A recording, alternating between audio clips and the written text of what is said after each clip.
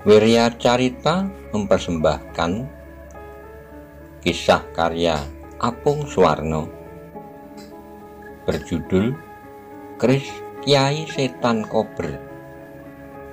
Selamat menikmati. Salam budaya. Monggo kula aturi subscribe, like, komen, saha share. Matur nuwun.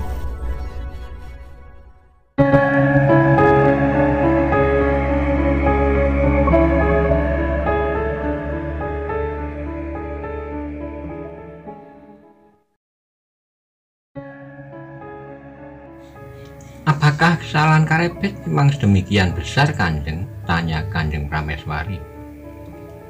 Tidak semua beban kesalahan itu menjadi tanggung jawab Karebet.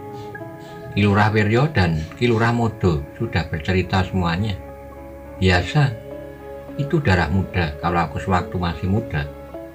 Menghadapi persoalan seperti itu mungkin Datu Ngawuk juga akan kubunuh, kata Kanjeng Sultan sambil tersenyum. Lalu bagaimana rencana untuk memanggil Karebet, Kanjeng Sultan? Tanya Prameswari. Harus dicarikan alasan, dicarikan penyebabnya. Karebet harus berbuat sesuatu yang nyata, mempunyai jasa terhadap Sultan, sehingga Karebet mendapat pengampunan dan kembali lagi ke kota Raja Demak. Nanti akan aku pikirkan sebuah cara supaya Karebet dapat kembali ke Demak, kata Sultan Trenggono. Lalu apa yang kita lakukan supaya Sekar Kedaton bisa sembuh, Kanjeng Sultan? Tanya Kanjeng Ratu. Coba Ratu berkunjung ke Keputren, bilang kepada Sekar Kedaton, Ayahanda Sultan sudah mengampuni kesalahan Karebet dan sedang mencari sebuah cara supaya Karebet bisa kembali ke kota Raja Demak dan bisa kembali menjadi seorang Lurah Wiro Tamtomo, kata Sultan Trenggono. Baik Kanjeng Sultan, hamba pergi ke Keputren sekarang, kata Kanjeng Ratu. Saat kemudian Kanjeng Prameswari keluar dari ruangan, memanggil seorang emban untuk mengantarnya menemui Sekar Kedaton. Setelah itu terlihat keduanya berjalan menuju Keputren. Di Keputren, Sekar Kedaton menerima kunjungan ibundanya, Kanjeng Prameswari. Dan Sekar Kedaton pun merasa bahwa kunjungan Kanjeng Prameswari kali ini pasti ada hubungannya dengan pemanggilan Nyai Madusari. Ajeng, badanmu masih demam, kata Kanjeng Ratu. Ya Kanjeng Ibu, kata Sekar Kedaton. Cepat sembuh Ajeng, Ibu kesini membawa kabar gembira, kata Kanjeng Prameswari. Kabar gembira apa Kanjeng Ibu, kata Gusti Mas Cempaka. Ayahanda Sultan sudah mengampuni semua kesalahan Karebet. Sekarang sedang dicari sebuah cara supaya Karebet bisa kembali lagi ke Demak menjadi seorang Lurah Wiro Tamtomo, kata Kanjeng Ratu. Mendengar kata-kata ibunya, Sekar Kedaton yang selama ini berbaring sakit berusaha untuk duduk. Nyai Madusari dan Emban pun membantunya untuk bisa duduk di pinggir pembaringan. Betul Kanjeng Ibu, Ayahanda Sultan tidak marah kepada saya, tanya Sekar Kedaton. Tidak Ajeng, Ayahanda Sultan tidak marah padamu, kata Kanjeng Ratu. Mendengar kata-kata ibunya, Gusti Putri Mas Cempaka terlihat menangis di pelukan ibunya. Nyai Madusari dan Emban pun terlihat tak bisa menahan keluarnya air mata.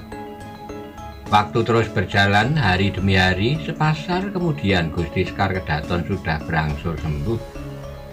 Senyumnya sudah mengembang meskipun Karebet belum kembali ke kota raja. Tapi ucapan Kanjeng Sultan memberikan pengampunan pada Karebet sudah memberinya sebuah harapan kesembuhan, kekuatan cinta Sekar Kedaton. Memberinya kekuatan untuk mengalahkan sakit yang dideritanya. Apalagi kalau teringat janji Karebet yang disampaikan lewat Nyai Madusari sewaktu Karebet mau meninggalkan Demak, bahwa beberapa condro lagi Karebet akan kembali ke kota Raja Demak. Pada saat yang bersamaan di desa Butuh yang terletak dekat kaki Gunung Merapi, Karebet sedang berusaha menyerap ilmu dari dua orang saudara perguruan ayahnya, Ki Ageng Butuh dan Ki Ageng Ngerang, yang merupakan saudara perguruan Ki Ageng Pengging. ternyata adalah orang yang mempunyai kemampuan tinggi dalam olah kanuragan maupun olah kajiwan. Keduanya mumpuni dalam ilmu yang kasat moto maupun yang tidak kasat moto. Mereka mampu merasakan benda yang agal maupun yang halus, dan mereka pun mampu olah wadak maupun olah rasa. Hari demi hari dilalui Karebet untuk lebih memperdalam ilmu kanuragannya dan lebih matangkan olah batinnya. Tak terasa waktu sudah berjalan lebih dari 2 condro. Dalam waktu 2 condro itu, ilmu Karebet telah mengalami kemajuan yang pesat. Dalam olah rasa, panggraitonya menjadi semakin tajam. Olah kanuragannya juga semakin matang. Kecepatan geraknya semakin lincah, kekuatannya menjadi bertambah besar. Pada malam itu, bulan bersinar terang di ruang depan rumah Ki Ageng Butuh. Terlihat 3 orang sedang duduk berbicara ketiganya. Ki Ageng Butuh, Ki Ageng Ngerang, dan Karebet sedang berbincang apa sebaiknya yang akan dilakukan Karebet untuk bisa kembali ke Demak. "Anak Mas Karebet," kata Ki Ageng Butuh. "Ya Ki Ageng," sahut Karebet. "Hari ini anak Mas Karebet sudah lebih dari 2 condro berada di rumah ini. Kita harus menyusun rencana langkah-langkah apa yang akan anak Mas tempuh untuk bisa kembali ke Demak," kata Ki Ageng Butuh. Perkataan Kanjeng Sultan Kalijogo tidak bakal bisa terbukti kalau anak Mas Karebet tetap berada di sini. Anak Mas harus ikhtiar supaya anak Mas bisa masuk dalam lingkungan Keraton Demak lagi, kata Ki Ageng Ngerang. "Ya Ki Ageng," jawab Karebet. Terbunuhnya Dadu Ngawuk merupakan sebuah pelajaran yang sangat berharga bagi seorang calon raja. Itu adalah suatu kejadian yang harus anak Mas jalani, sebuah penggalan sejarah yang memang harus terjadi. Apa yang bisa kita petik dari peristiwa terbunuhnya Dadu Ngawuk?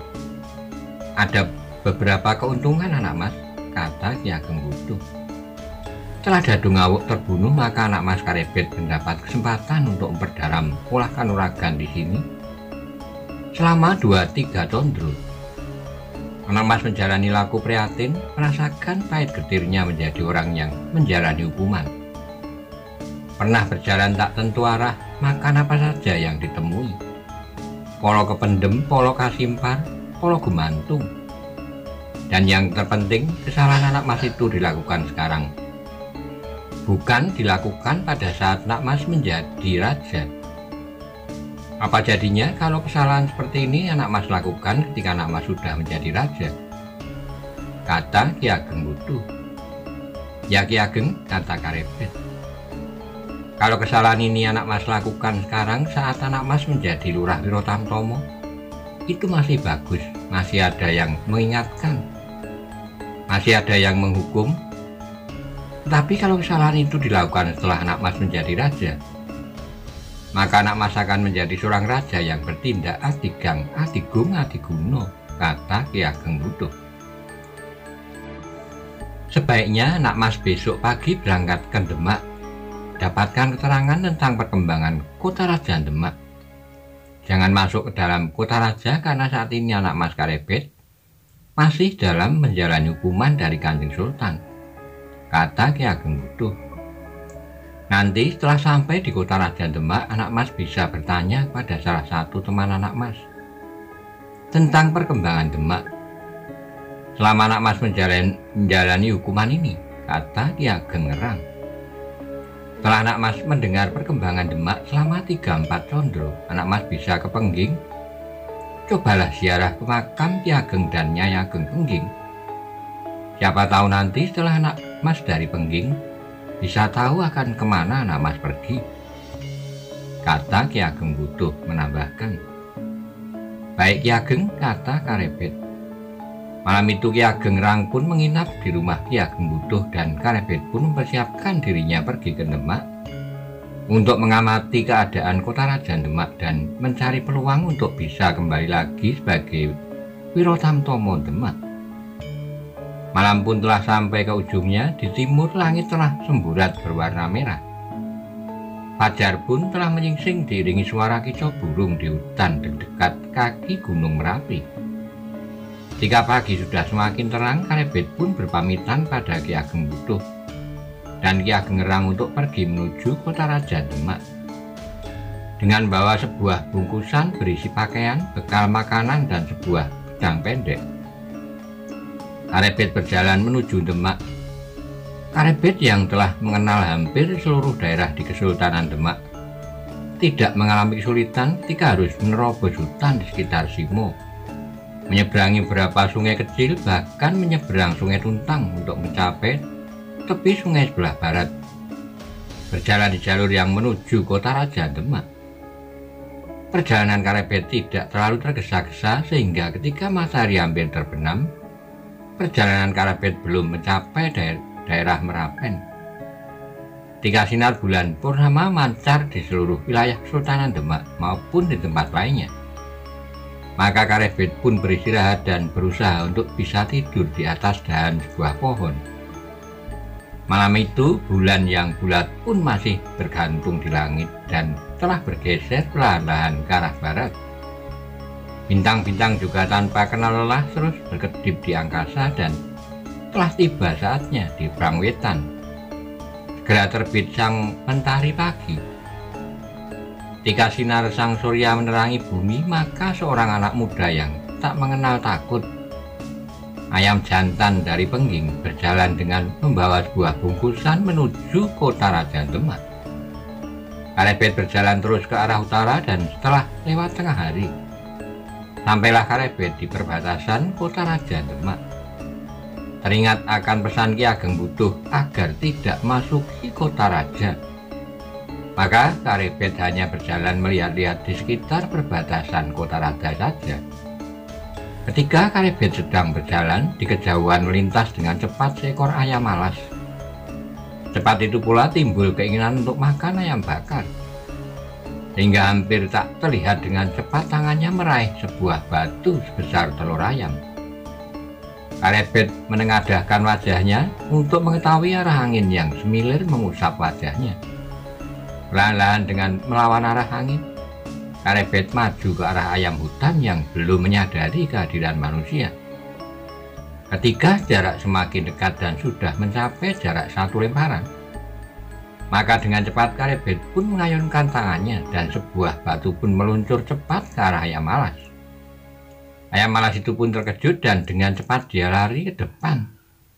Tetapi batu yang dilemparkan Karebet lebih cepat lagi. Suara ayam malas memekik kesakitan terdengar ketika badannya terkena batu, sehingga ayam alas pun menggelepar dan dengan cepat Karebet mengambilnya. Masih hidup, tinggal menyembelih, kata Karebet dalam hati. Dan ia pun pergi ke sebuah sungai kecil untuk menyembelih ayam dan membersihkannya. Ketika senja sudah menjelang, langit pun semakin redup. Gelap yang menyelimuti bumi sedikit berkurang dengan munculnya bulan purnama. Malam yang tidak begitu gelap, seperti ada sebuah bayangan raksasa ketika sebatang pohon nyamplung di depan Karebet terkena cahaya bulan. Karebet pun mencari tempat yang berjarak beberapa langkah dari jalan yang biasa dilalui orang, di dekat sebuah pohon nyamplung, dan ia pun berniat membuat sebuah perapian untuk membakar seekor ayam hutan yang telah dibersihkan dan dipotong-potong dengan menggunakan pedang pendeknya. Dari dalam kantung ikat pinggang yang dibawanya, Karebet pun mengeluarkan sebuah batu titikan dan sebuah batu hitam, serta sejumput serabut aren yang sudah kering. Setelah batu titikan itu dipukul dengan sebuah batu hitam, maka batu titikan itu pun mengeluarkan bunga api. Setelah beberapa kali mengeluarkan bunga api, maka serabut aren yang kering bisa menangkap bunga api. Akibatnya serabut aren kering pun menjadi terbakar. Setelah itu dibakarnya daun-daun dan ranting-ranting kering, sehingga tak lama kemudian di depan Karebet menyala sebuah perapian. Bulan purnama masih bersinar ketika Karebet baru saja menghabiskan beberapa potong ayam bakar. Telinganya yang tajam menangkap derak kuda yang akan lewat di jalan yang tidak jauh dari tempat ia membakar ayam. Suara derak kuda, desis Karebet.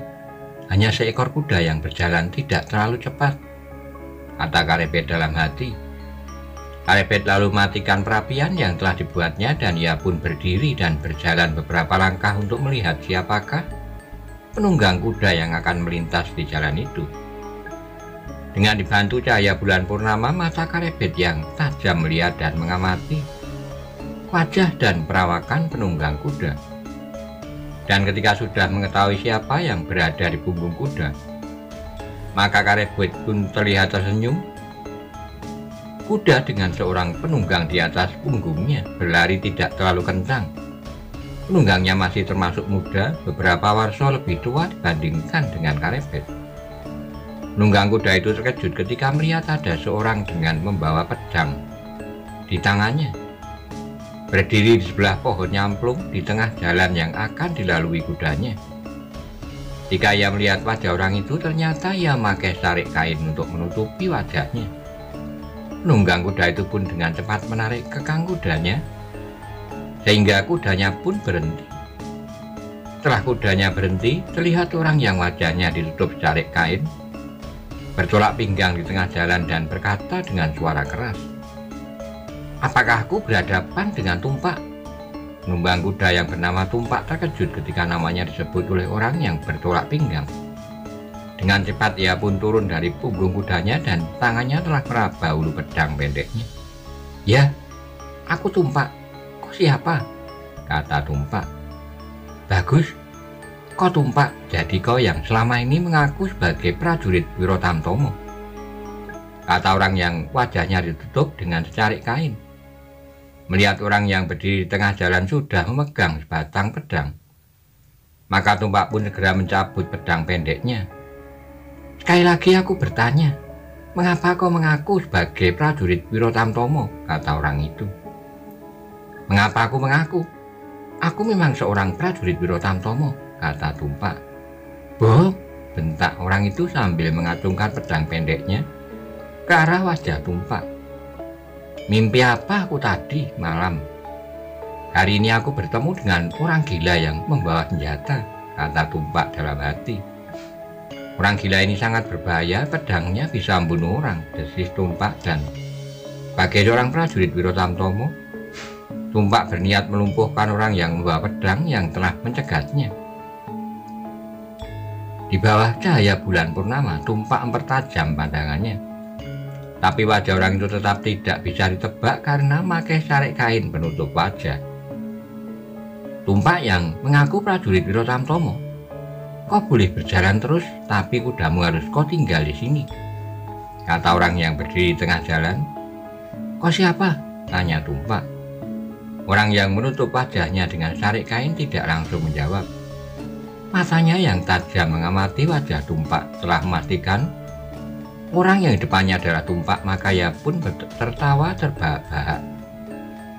"Aku adalah penjelmaan lintang kemukus dari langit Sapitu," jawab orang itu sambil tertawa keras. "Mengapa kau tutup wajahmu dengan kain?" kata Tumpak. "Aku punya 10 lembar kain seperti ini. Memang mengapa kalau aku memakai kain ini? Ternyata kau usil sekali. Kain ini milikku sendiri, bukan milikmu. Kau keberatan? Atau kau akan minta kepadaku kain yang seperti ini?" kata orang itu.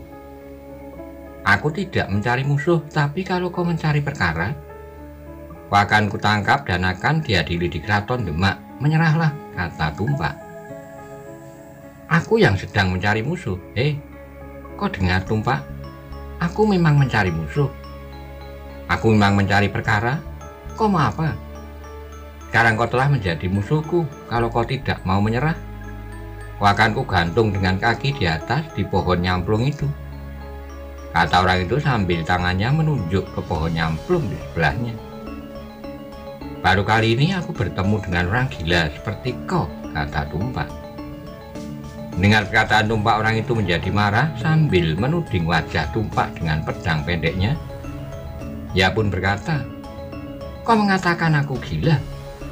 Aku bunuh kau di sini. Pedangku hari ini akan mendapat seorang korban lagi." Seorang yang mengaku sebagai prajurit Wiro Tamtomo yang bernama Tumpak Dan pohon nyamplung ini akan menjadi saksi setelah kau kubunuh, kudamu akan menjadi milikku. Tanpa menunggu jawaban Tumpak, maka orang yang wajahnya ditutup kain menyerang Tumpak dengan sebuah tusukan pedang.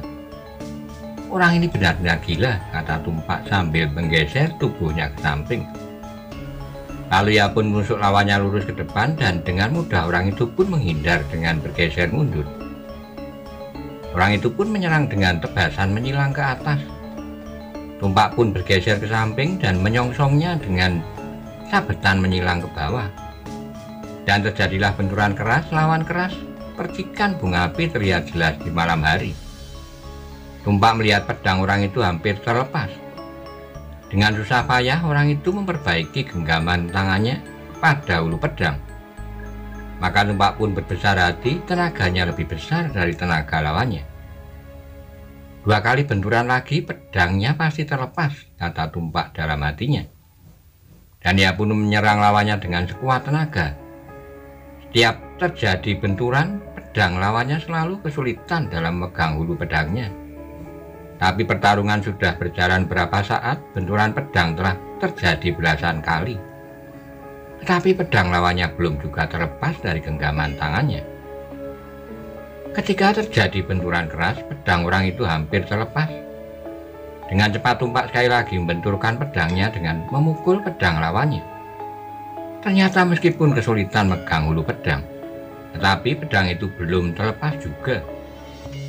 Kembali Tumpak mukul pedang lawannya di dekat pangkal pedangnya. Tetapi Tumpak kembali menjadi kecewa ketika melihat tangan lawannya ternyata masih memegang pedang pendeknya. Aneh, seharusnya pedang itu sudah jatuh ke tanah, kata Tumpak dalam hati. Tiba-tiba orang itu melompat mundur sambil berteriak marah.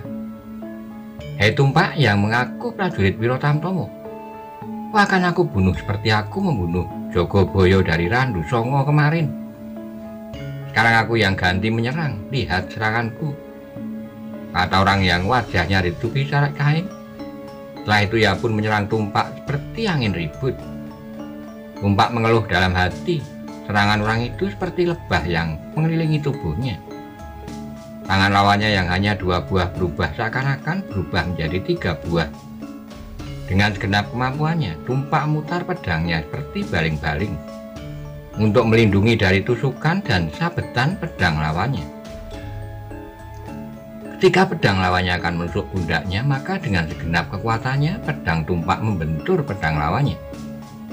Tapi pedangnya selalu mengenai tempat kosong. Kecepatan pedang Tumpak tidak mampu mengimbangi kecepatan pedang lawannya. Betapa beratnya melawan ketiga tangan yang menyerangnya. Pedangnya kadang-kadang di tangan kanan, tapi sekejap kemudian pedang itu telah berpindah digenggam di tangan kiri. Tumpak menjadi ragu-ragu, sama-sama dia merasa pernah melihat gerakan pedang yang seperti itu. Di mana aku melihat ilmu pedang seperti ini? Di mana? Kata Tumpak dalam hati. Dulu aku pernah melihat tangan yang hanya 2 buah bisa berubah seakan-akan menjadi 3 buah. Di mana? Kata Tumpak sambil melompat mundur. Tiba-tiba Tumpak terkejut seperti disingkat kalau jengking. Dia teringat ilmu itu pernah digunakan bersama-sama dengan di suatu tempat. Bukan sebagai lawan tetapi sebagai kawan. Di sana, di dekat pantai bersama Ki Ronggo Pidekso, kata Tumpak dalam hati. Betul, aku ingat sekarang. Waktu itu kita pernah bersama-sama melawan 2 orang perampok, kakak beradik, Klabang Ireng dan Klabang Ijo. Wajah lawannya tidak dapat dilihat karena tertutup secarik kain, tapi perawakannya yang tegap mengingatkan Tumpak pada seseorang. Kelihatannya lawanku adalah dia, itulah sebabnya maka dia pakai kain penutup wajah, supaya aku tidak dapat mengenalnya, desis Tumpak. Pantas kalau aku tidak dapat menjatuhkan pedangnya. Setelah merasa pasti dengan siapa berhadapan, maka Tumpak pun melompat mundur dan tertawa keras. Lawannya terkejut ketika melihat Tumpak melompat mundur dan tertawa. Dan ia pun tersenyum ketika melihat Tumpak menyarungkan kembali pedangnya. Melihat Tumpak menyarungkan pedangnya, lawannya juga menyarungkan pedangnya pula. Hei, bintang jadi-jadian, aku tahu kau sebenarnya bukan lintang kemukus yang berekor, apalagi bersinar cemerlang. Kau adalah penjelmaan dari lintang gubuk penceng yang bentuknya jelek, kata Tumpak sambil tertawa. Lawannya juga tertawa. Nampak Tumpak mendengar sebuah tawa yang sudah sangat dikenalnya. Sebuah tawa yang dulu pernah akrab dengan telinganya. Ternyata Tumpak masih ingat gerakan dari ilmu Trisula Manik, desis orang yang menutup wajahnya dengan kain. Bersamaan dengan berakhirnya suara tertawa, maka tarik kain yang menutup wajah pun telah dilepas. Benar dugaanku, kau Ki Lurah Karebet, kata Tumpak sambil tertawa. Karebet pun tertawa. Kau salah Tumpak, aku bukan lagi seorang lurah Wirotamtomo. Lalu keduanya saling mendekat dan bersalaman, dan kedua tangan Tumpak pun memegang kedua lengan Karebet. Karebet, kau masih suka bercanda? Kau senang melihat aku berkeringat di malam hari, kata Tumpak. Pedangmu semakin tajam Tumpak, aku jadi takut, kata Karebet sambil tertawa. Aku pusing melihat pedangmu mengitari tubuhku, suaranya seperti suara nyamuk di telingaku, kata Tumpak. Pedangku hampir terlepas terbentur pedangmu, tenagamu kuat sekali, kata Karebet. Tumpak pun tertawa. Kemana saja kau selama ini? Panjang ceritanya, kau pun mau kemana Tumpak?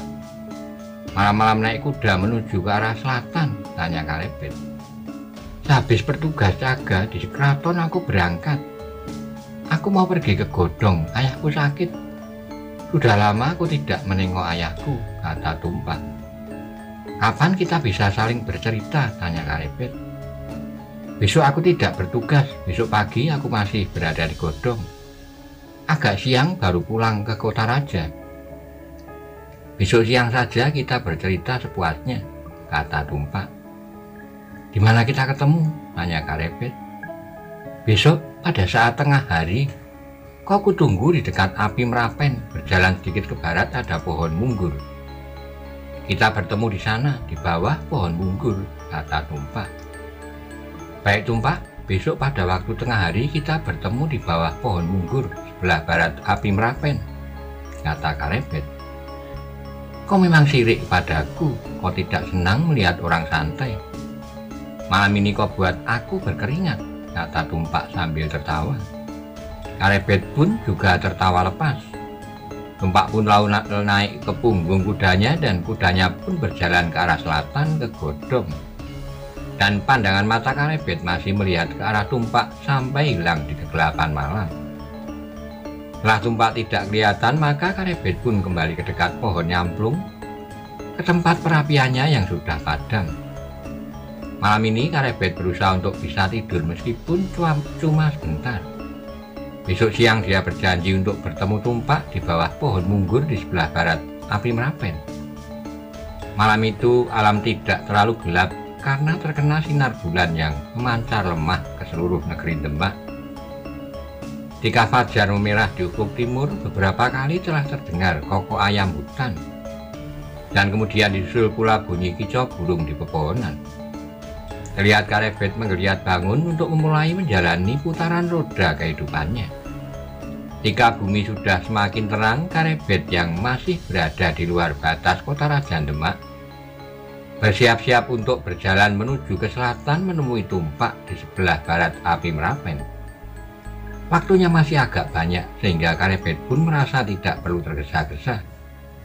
Perlahan Karebet berjalan ke arah selatan menyusuri Sungai Tuntang. Setelah sampai di Ororombo, Karebet tidak lurus ke selatan tetapi sedikit berbelok ke arah barat menuju daerah Merapen.